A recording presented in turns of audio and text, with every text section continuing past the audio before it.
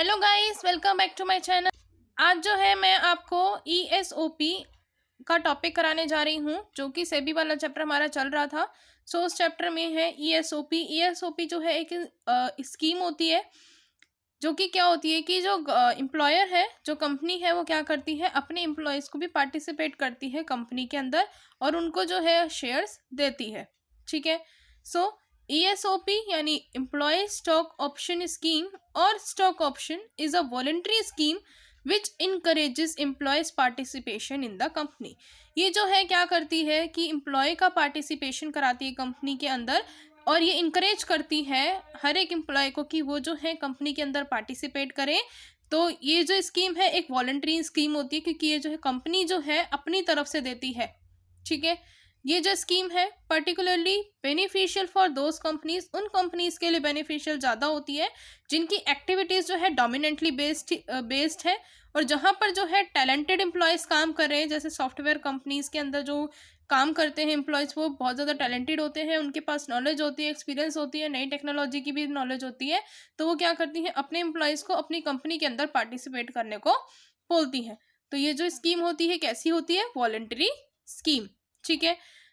अब क्या क्या गाइडलाइंस हैं जो बताई हुई हैं सेबी ने। तो guidelines regarding ESOP in India कौन कौन सी हैं। हर एक कंपनी जो है हु सिक्योरिटीज आर लिस्टेड, जिसकी सिक्योरिटीज जो हैं किसी भी एक स्टॉक एक्सचेंज में लिस्टेड है, में ऑफर, वो कंपनी जो है ऑफर कर सकती है सिक्योरिटीज अपने एम्प्लॉयज़ को थ्रू ईएसओपी। बट फिर भी कुछ कंडीशंस हैं जो कि कंपनी को फॉलो करनी होती हैं। फिर जो पहली गाइडलाइन है वो है The issue size under ESOP should not be exceed 5% of the paid up capital of the company in 1 year। एक साल के अंदर जो भी पेड अप कैपिटल होगी कंपनी की, उसके 5% से ज़्यादा नहीं होना चाहिए उसका इशू साइज। 5% तक लिमिटेड हो सकता है, लेकिन उससे ज़्यादा आप नहीं कर सकते। ठीक है। The company can not allot securities to promoters. Company जो है अपने प्रमोटर्स को जो है सिक्योरिटीज अलॉट नहीं करेगी, या फिर किसी भी तरह के पार्ट टाइम डायरेक्टर्स को, यहाँ पे पार्ट है, ये पास नहीं है। ठीक है। पार्ट टाइम डायरेक्टर्स को नहीं करेगी ईएसओपी की स्कीम के अंडर, चाहे उन डायरेक्टर्स को वो एम्प्लॉयज की तरह ट्रीट करती है, या आप कह सकते हैं कि वो डायरेक्टर्स एम्प्लॉयज भी हैं तो कंपनी के, लेकिन जो रेगुलर और परमानेंट एम्प्लॉयज होते हैं सिर्फ उन्हीं को किया जाता है, पार्ट टाइम डायरेक्टर को नहीं किया जाता, प्रमोटर को नहीं किया जाता है। फिर उसके बाद है जो कंपनीज हैं वो फ्री हैं कि जो ईएसओपी हैं उनको अडॉप्ट कर सकती हैं, किसी भी तरह के जो भी उनके टर्म्स ऑफ पेमेंट होंगे उनको इंक्लूड करके आराम से जो है ईएसओपी की स्कीम को वो क्या कर सकती हैं, अडॉप्ट कर सकती हैं। उसके बाद issue of shares under ESOP on a preferential basis can be made at a price not less than higher of the following. अब यह यहाँ पर क्या है कि ये जो प्राइस है, इनमें से जो भी प्राइस हायर होगा उस प्राइस पर ही जो है ईएसओपी का प्रेफरेंशियल बेसिस पर देखा जाता है, और जो इशू है शेयर्स का वो इन प्राइस के ऊपर चेकआउट किया जाता है। इन दोनों में से जो भी हायर होगा वो प्राइस जो है उसी प्राइस पर जो है ईएसओपी के अंडर जो शेयर्स इशू करेंगे वो उसी प्राइस के ऊपर होंगे। अब यहाँ पे वही बात है जब हमने प्रेफरेंस शेयर्स की गाइडलाइंस में की थी, तो वो क्या थी कि जो वीकली एवरेज हाई और लो क्लोजिंग प्राइसेस जो भी होंगे उनके स्टॉक एक्सचेंज में प्रीवियस 6 मंथ्स के अंदर, या फिर वो वीकली एवरेज हाई और लो प्राइस कौन सा लेंगे, पिछले 2 वीक्स के अंदर जो भी रिलेवेंट डेट है उसके पिछले। मान लो आज की डेट अगर हम मान के चलें, आज हमारी 24 फेब है, अगर 24 फेब से 2 हफ्ते पहले की डेट को देखेंगे, या फिर 24 फेब से 6 महीने की डेट तक के जो आपके वीकली एवरेज हाई और लो प्राइसिंग होगी उसको चेकआउट करोगे। इन दोनों प्राइसिंग में से जो भी हायर प्राइस होगा उसके ऊपर शेयर को इशू कर देंगे under the scheme of ESOP. ठीक है। फिर लास्ट गाइडलाइन क्या है, a company who is introducing ESOP has to submit a certificate to the concerned stock exchange that the securities has been issued। यहाँ पर क्या है, जब कंपनी इशू कर देगी अपने सर्टिफिकेट, और जो है ESOP की जो उन्होंने स्कीम इंट्रोड्यूस करी है अपने स्टॉक एक्सचेंज के अंदर, तो वो क्या करेगी कि वो एक सर्टिफिकेट इशू करेगी, और वो सर्टिफिकेट जो है स्टॉक एक्सचेंज को क्या कर देगी, सबमिट करा देगी, और ये बताएगी कि उसने जो भी सिक्योरिटीज़ इशू की हैं वो उनकी स्कीम से की हैं और रेगुलर परमानेंट एम्प्लॉयज़ को की गई हैं। ठीक है। इसमें कोई भी प्रमोटर नहीं है, कोई भी डायरेक्टर नहीं है, कोई भी पार्ट टाइम डायरेक्टर आप कह सकते हैं, इस तरह का कोई भी पर्सन नहीं है। सिर्फ और सिर्फ उनके जो परमानेंट रेगुलर एम्प्लॉयज़ हैं उन्हीं को ही इन्होंने जो सिक्योरिटीज़ हैं उनको इशू किया है। फिर हमारे पास आती हैं guidelines for book building. Book building की गाइडलाइंस से पहले हम ये देखेंगे कि बुक बिल्डिंग होता क्या है, किस तरह के प्रोसेस से रिलेटेड है, क्या प्रोसेस फुलफिल करता है, ठीक है, कैसे बुक बिल्डिंग का जो प्रोसेस है वो चलता है, ठीक है। सो बुक बिल्डिंग क्या है? Book building is relatively a new option for the issue of securities. एक नया ऑप्शन है कि आप जो है अपनी सिक्योरिटीज़ को इशू करा सकते हैं। सो बुक बिल्डिंग एक ऐसा मेथड है जहां पर जो शेयर्स हैं पहले तो फ्लोर प्राइस पर होते हैं। फ्लोर प्राइस का मतलब है कि वो पहले तो सिर्फ मिनिमम प्राइस, बहुत कम प्राइस पर होंगे, फिर उनकी बिडिंग की जाती है, बिडिंग का प्रोसेस ओपन किया जाता है और उसके बाद उनके प्राइसेस को फिक्स किया जाता है। The issue price is fixed after a bid closing date. जब भी जो भी परफेक्ट इशू प्राइस होगा उसको तभी फिक्स्ड किया जाएगा जब आपकी जो बिड है उसकी डेट क्लोज हो गई है, ठीक है। फिर उसके बाद जो है book building involves firms allotment of the instrument to a merchant banker. इसमें क्या होता है कि बुक बिल्डिंग जो है अलॉटमेंट कराने के लिए, अपनी फर्म की अलॉटमेंट कराने के लिए मर्चेंट बैंकर को क्या करती है, अपॉइंट करती है, उनको जो है इंस्ट्रूमेंट प्रोवाइड करती है कि उनको जो है अलॉटमेंट करानी है। और जो वो मर्चेंट बैंकर है जो वो अब इशू का काम देखेगा उसको क्या कर दिया जाता है, as a book runner, issuer company जो है एज अ बुक रनर उसको नॉमिनेट कर लेती है, ठीक है। फिर क्या होता है, फिर जो बुक रनर है, बुक रनर यानी वो मर्चेंट बैंकर जो वो है वो क्या करता है, जितनी भी ड्राफ्ट प्रोस्पेक्टस होता है उसको सर्कुलेट कराता है, उसकी कॉपी को सर्कुलेट कराता है और आरबीआई के पास फिल्डअप करा देता है और among the institutional buyer who are eligible for the firm allotment, और उसको भी दे देता है।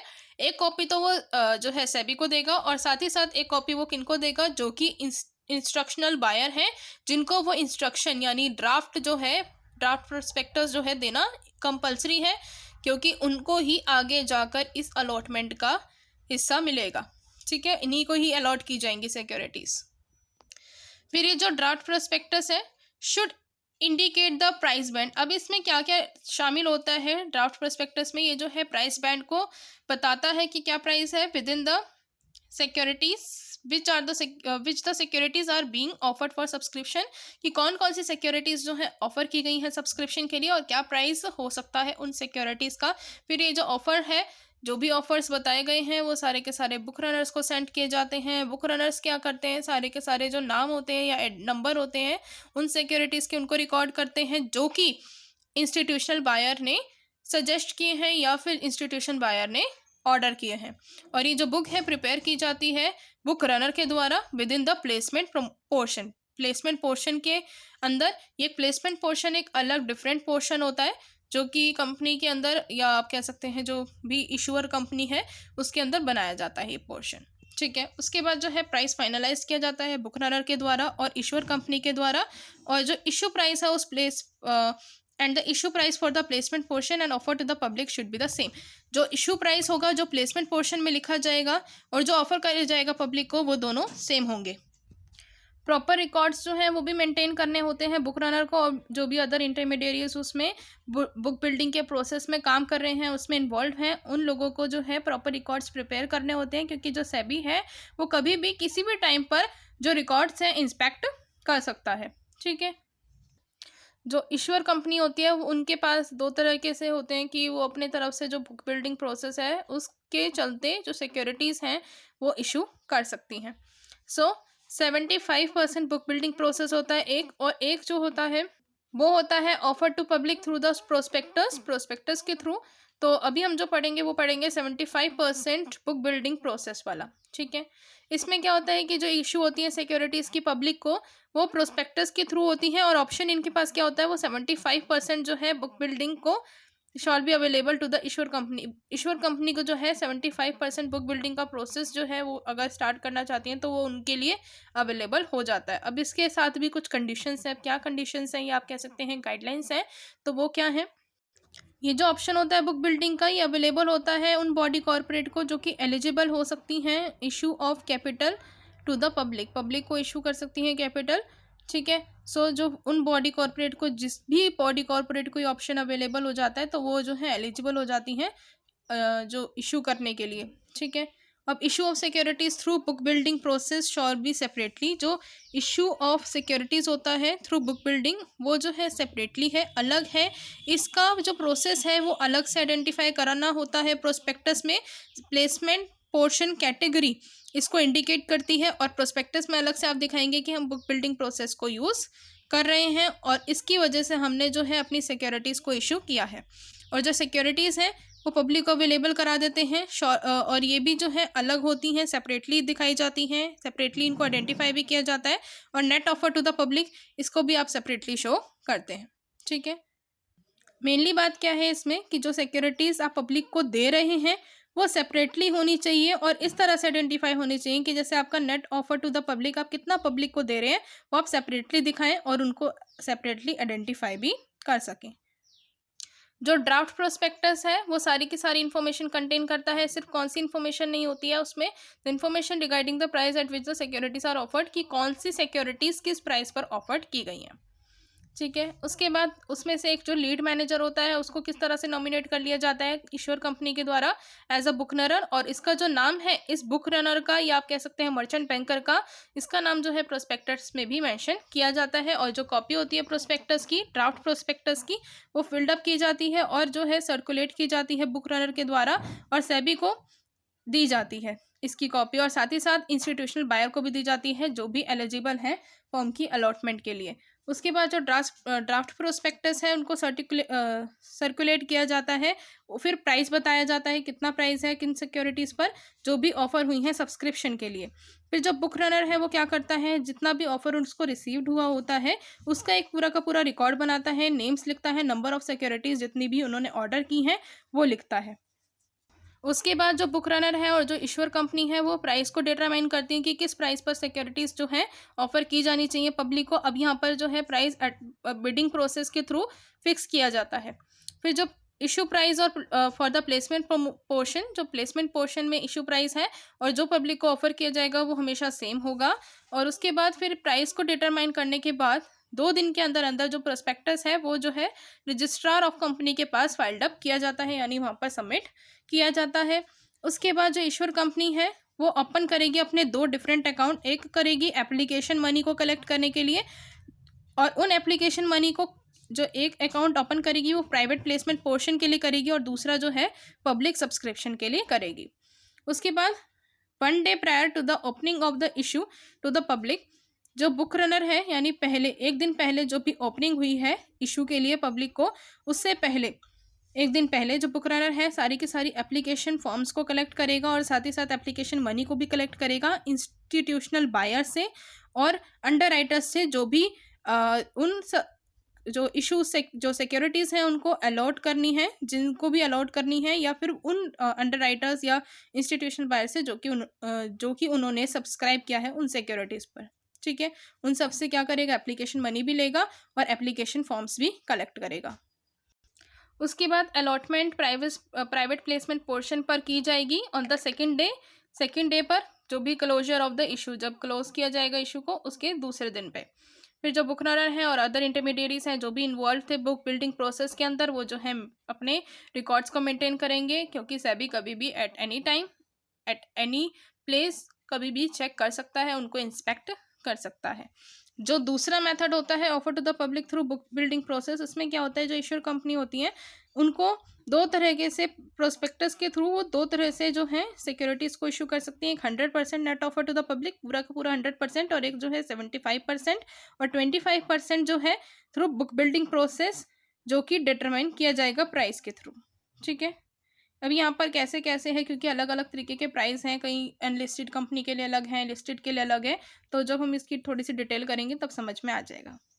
सो जो हमारा अलॉटमेंट या फिर आप कह सकते हैं एलोकेशन जो प्रोसीजर है, अगर 100% का केस है तो उसमें क्या होगा कि 35% से कम का जो नेट ऑफर है पब्लिक को जो किया जा रहा है वो किनको किया जाएगा, रिटेल इंडिविजुअल इन्वेस्टर्स को। ठीक है, और 15% तक, या 15% से कम नहीं होना चाहिए, 15% तक नेट ऑफर पब्लिक को किया जाएगा जो कि नॉन इंस्टीट्यूशनल इन्वेस्टर्स हैं, यानी इन्वेस्टर्स जो कि अदर देन रिटेलर्स हैं या फिर आप कह सकते हैं क्वालिफाइड इंस्टीट्यूशनल बायर्स हैं। उनके अलावा जो भी नॉन इंस्टीट्यूशनल इन्वेस्टर हैं उनको सिर्फ 15% देंगे, बाकी को 35% देंगे, और बाकी का जो बचा हुआ है 50% का 50% तक, उससे ज़्यादा नहीं होना चाहिए अमाउंट। वो नेट ऑफर किसको दिया जाएगा? क्वालिफाइड इंस्टीट्यूशनल बायर्स को।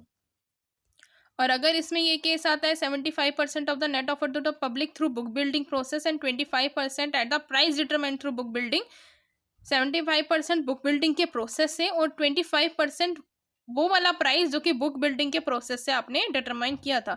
अगर ये वाला जो केस है वो आता है इशू कंपनी के पास, वो इशू करती है इस केस के थ्रू, तब क्या होता है कि जो बुक बिल्ड पोर्शन है उसका 25% से कम नहीं होना चाहिए। और किनको देना है? वो 25% नॉन क्वालिफाइड इंस्टीट्यूशनल बायर्स को, और 50% से ज़्यादा नहीं होना चाहिए वो अमाउंट, यानी सिक्योरिटीज़।